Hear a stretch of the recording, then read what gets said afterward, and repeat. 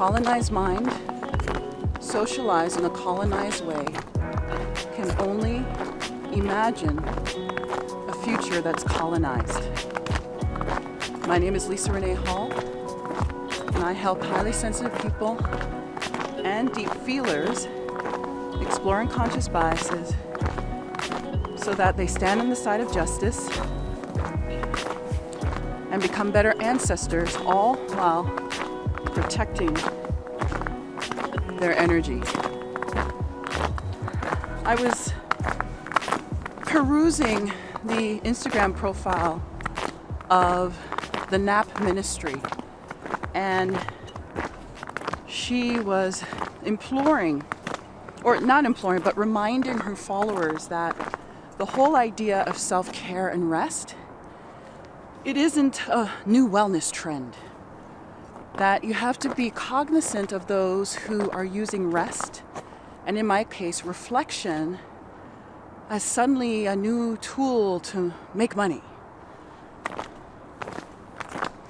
Because as the NAP ministry pointed out, the idea behind rest isn't a cool new trend.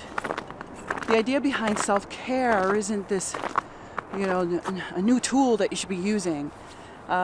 In my case, the tool of reflection isn't a means for me to make money. It's deeply rooted in, as the NAP ministry pointed out, ancestral wisdom and deep research and cultural reprogramming, or in essence, a process of decolonization.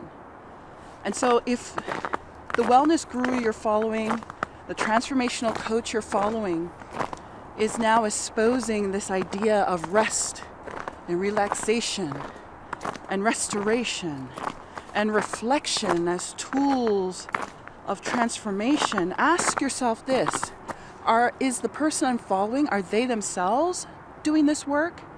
And if so, do they have a process? Do they have history? Do they have proof that they themselves have gone through this process? I'm often amazed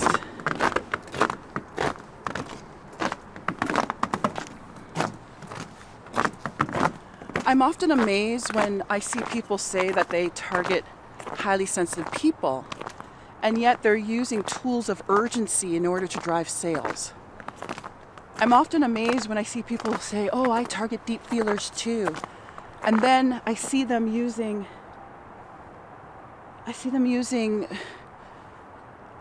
like a sense of irritation and conflict in order to drive home their points. And I sit there and I scratch my head.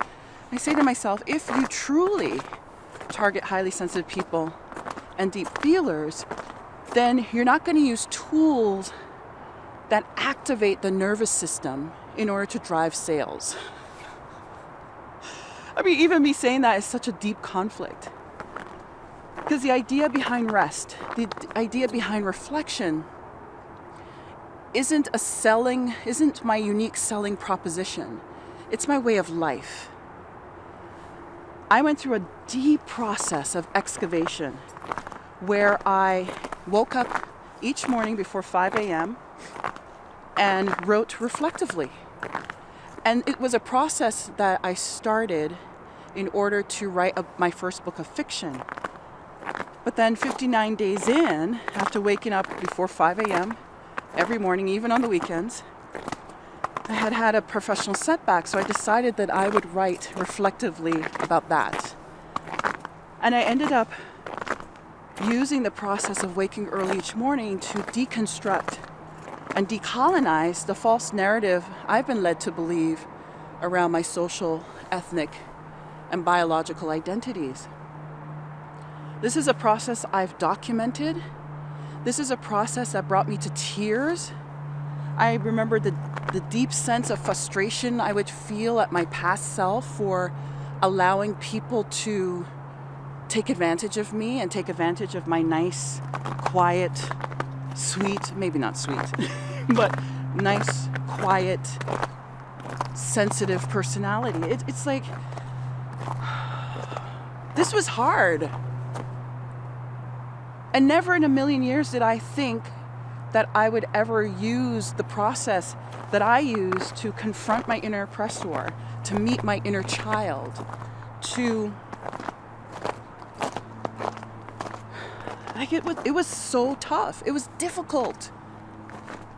And to see people just flippantly saying, oh, you should be reflecting and using that as some sort of selling tool, and then seeing journalists who have no skin in the game writing about rest and relaxation and reflection like it's some sort of like new trend is insulting.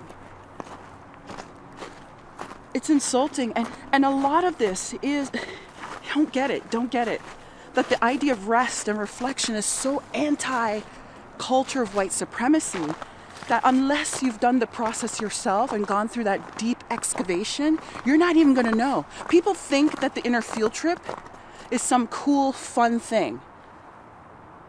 The inner field trip, yes, is a registered trademark owned by me. You can use the word in reference to the work that you're doing. Just can't sell products and services under that name because I own the trademark. So yes, it's a registered trademark. Sounds cool. People hear it and it's like, ooh, inner field trip, what's that about? And yes, it's designed to build the curiosity and get people to come my way to see what this thing is all about. But it's hard work.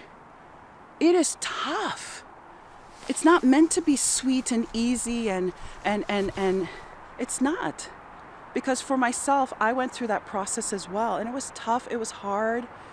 I was brought to tears. There were some memories I came across that I didn't like, and I left it alone for maybe 2 weeks, 3 weeks in order to try to I remember there's a lot I had to give up but in order to gain much more. There are friendships I had to release. There are relationships I had to say goodbye to. There were projects I could no longer do. Because after I did that deep excavation, and this is all rooted in ancestral, in healing generational trauma. Because my ancestors didn't get a chance to stop and reflect.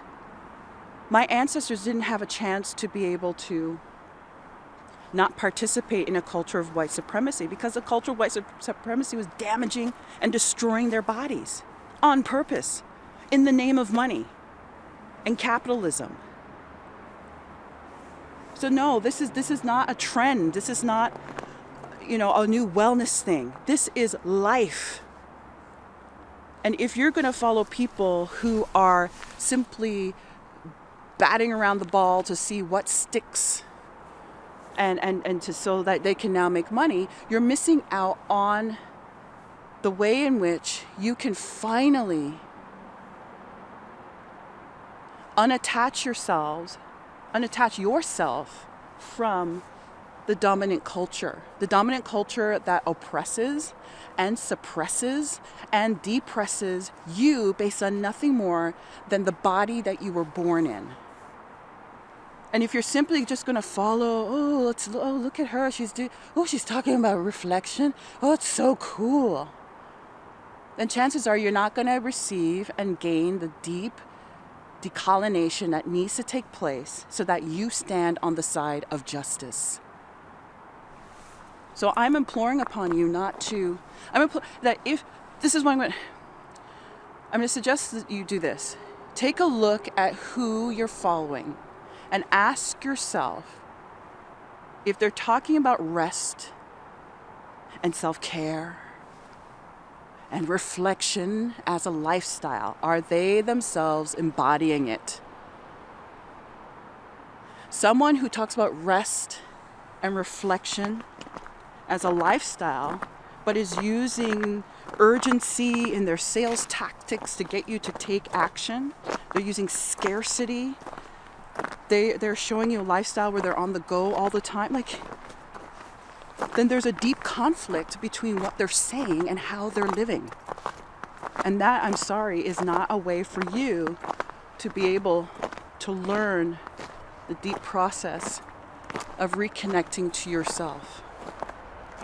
In fact, the inner field trip process, and certainly you're more than welcome to join me and my community of patrons on Patreon The link is below this video. And the inner field trip process is where we use stream of consciousness writing along with guided prompts that I've authored in order to unpack generations of unconscious biases. However, and this is something I don't teach and I don't share, but the process of going through an inner field trip is a process of circumventing the culture of white supremacy. When you take pen and paper in hand and start to write, that tactile experience is a process of uncoupling yourself from a culture of white supremacy. And if you can't see how, then yes, you need to go through a deep excavation process. That the whole process of going through the inner field trip, again, it teaches us to slow down, whereas the culture of white supremacy, it rests in urgency. The inner field trip is all about getting messy. We get messy with our emotions. We get messy with ourselves. We get messy with our writing because we don't go back. You see, this is not a writing course.